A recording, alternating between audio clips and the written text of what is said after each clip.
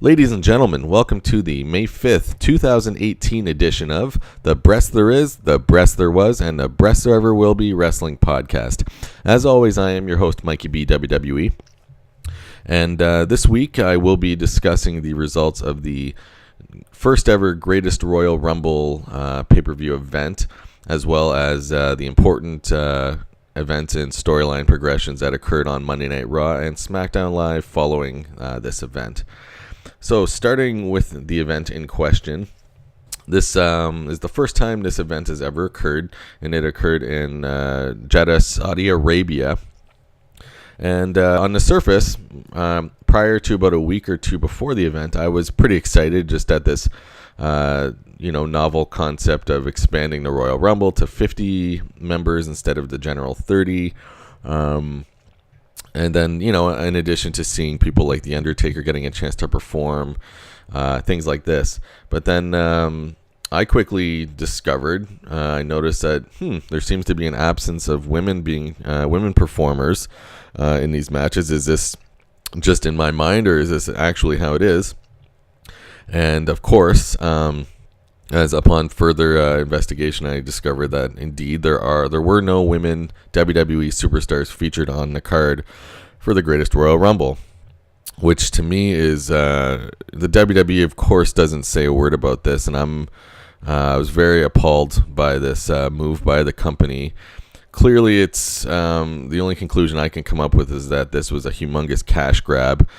The WWE, of course, tried to spin things, this whole angle, like that Saudi Arabia, were in support of them and how progressive they're becoming as a country. They're even allowing women and children to attend this event. As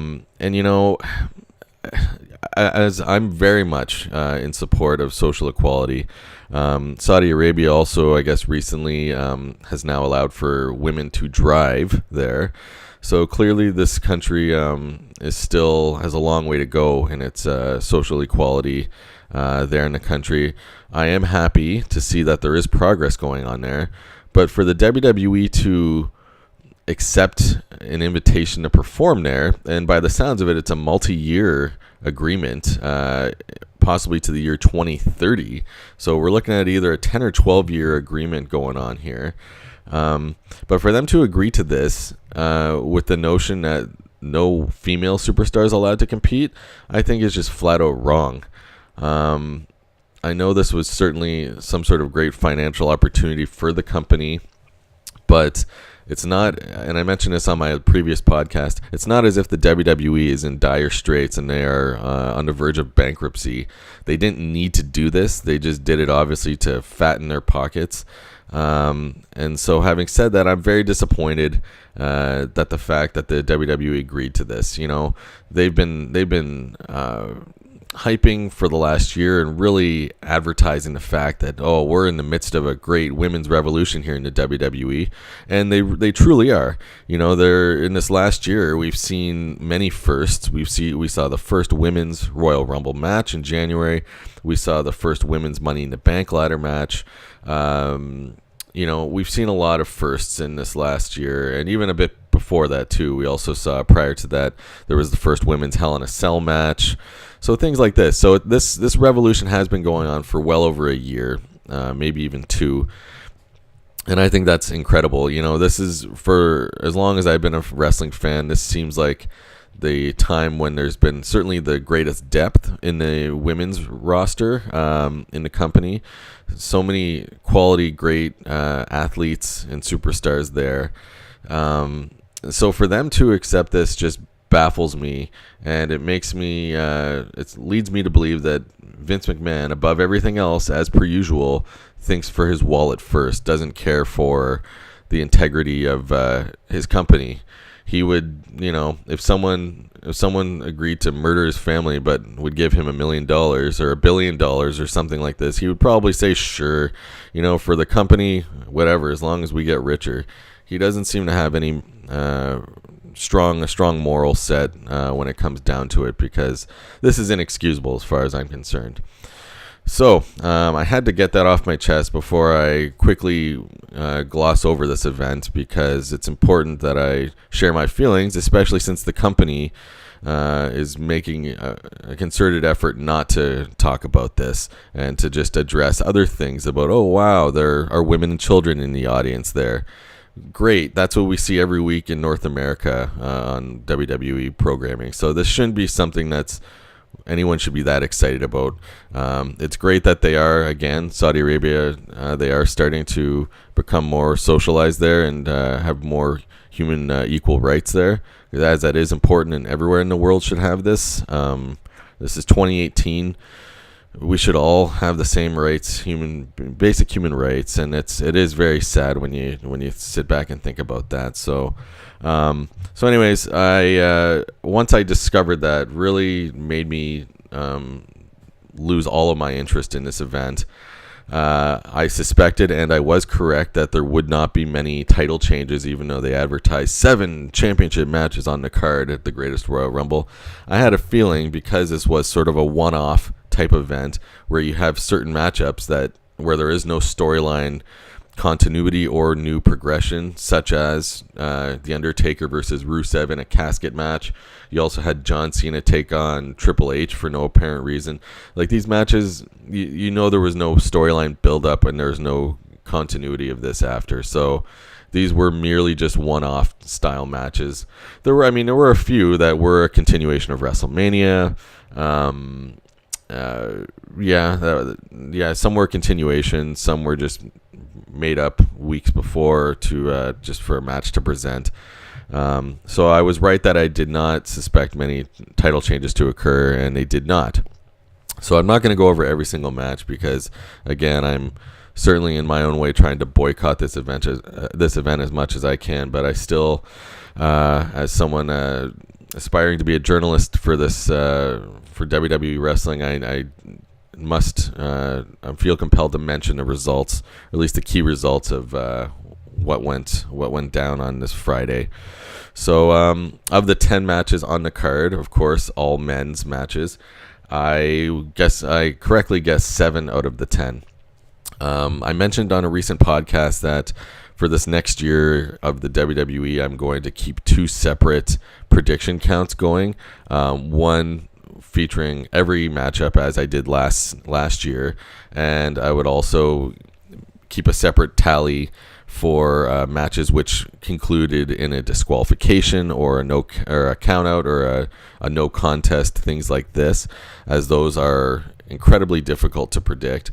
But ultimately, I thought to myself, I am going to probably from time to time predict that a disqualification may occur on a pay-per-view. So I am just going to keep note of that, and once the year is through, probably make note of how many matches finished in this manner. But overall, my prediction count will continue as it's always been, and I have to get it, the victor correct. So if it's a double count out, then no matter what, I would lose.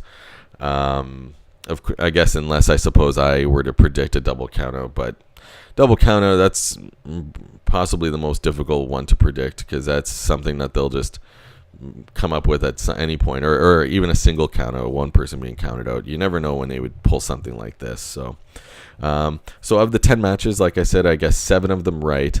The 3 which I guessed wrong, one of them was the WWE Championship match, the rematch between AJ Styles and Shinsuke Nakamura.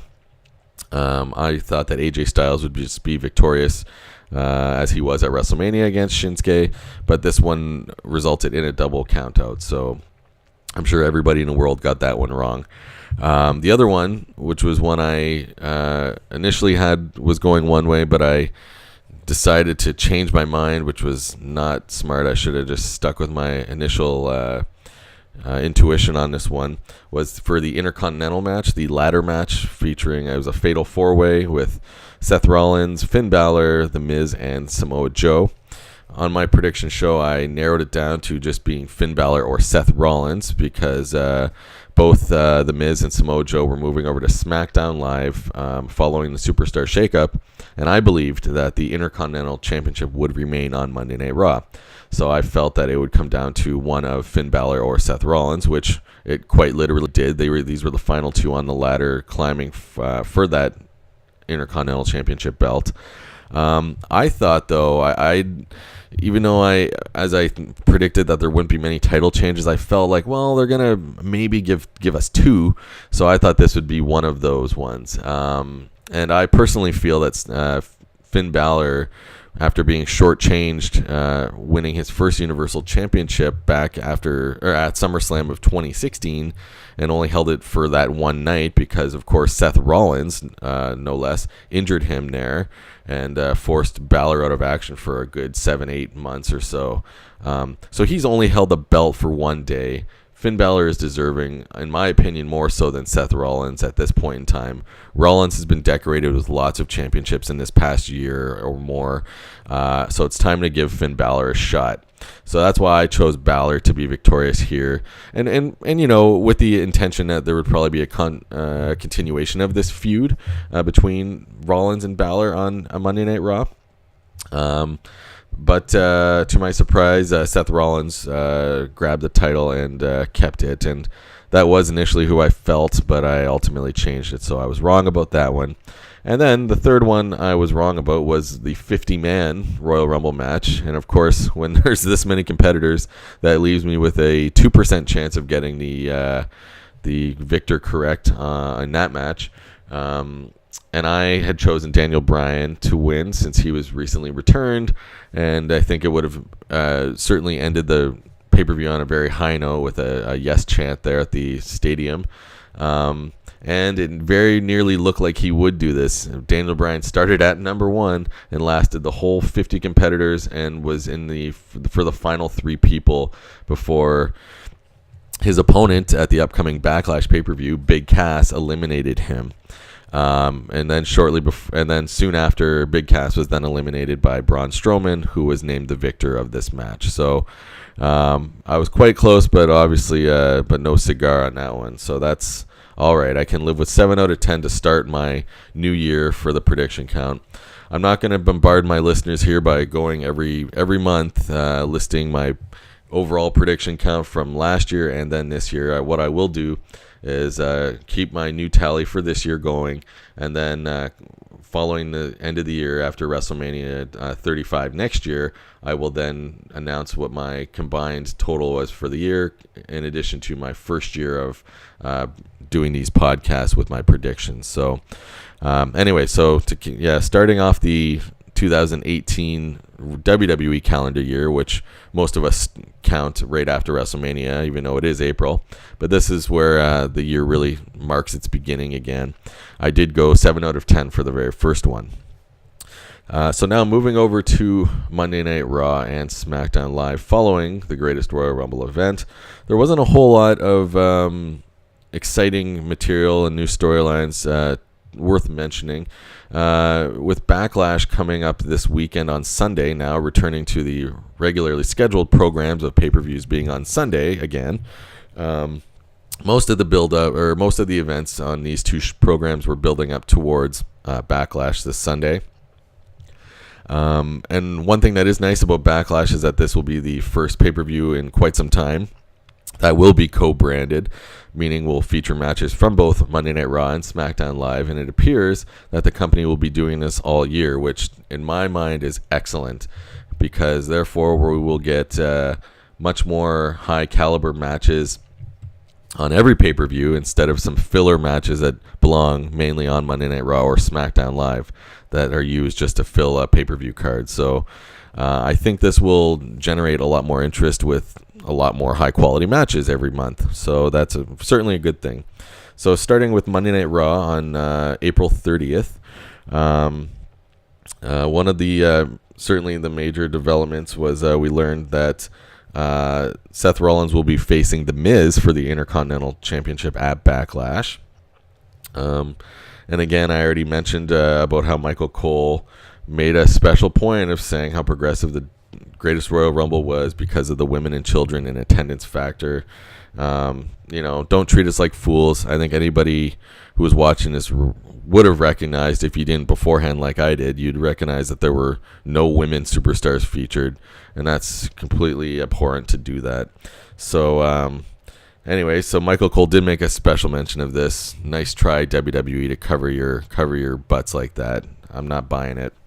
Besides this, there was the main event of the evening was for the Intercontinental Championship match, even before Seth Rollins was taking on The Miz. We also we saw Seth Rollins face Finn Balor once more, again for the Intercontinental title. Finn Balor had come out earlier in the program saying that he and Seth were in one-on-one matches. They were two wins against 2 losses each. So this presumably was the rubber match, and hopefully not the final match, but it could very well signify that.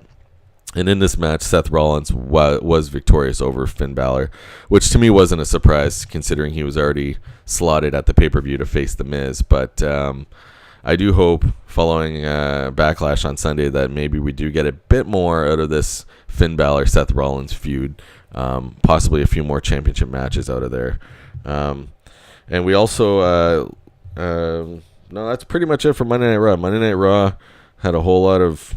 It was a bit of a filler show this week, even though the excitement was certainly there by the crowd on hand for both programs, which were in Montreal, known certainly as one of the most raucous crowds for the WWE every time they come around. But there really wasn't a whole lot else worth noting on this program. SmackDown Live, however, did have a few more notes and developments heading into Backlash on Sunday. We learned that the WWE title match, once again, which will be contested between AJ Styles and Shinsuke Nakamura, will now be a no disqualification match, which certainly many would be led to believe will benefit Shinsuke Nakamura, considering he's recently turned heel just right following the conclusion of the match at WrestleMania, and has since been giving countless low blows to AJ Styles. So you would think this will benefit Shinsuke Nakamura greatly, but we will see. On my next program, I will be discussing my predictions for Backlash here. So that's a major development. We also learned that the United States title will be contended at Backlash between relatively new champion Jeff Hardy taking on recent former champion Randy Orton, who was the champion entering WrestleMania, lost it to Jinder Mahal in their fatal 4-way match, and Jinder Mahal lost it the very next day on Monday Night Raw to Jeff Hardy. So there has been a lot of jumping around with the belt for the United States Championship belt. So we will see Jeff Hardy take on Randy Orton for this belt at Backlash.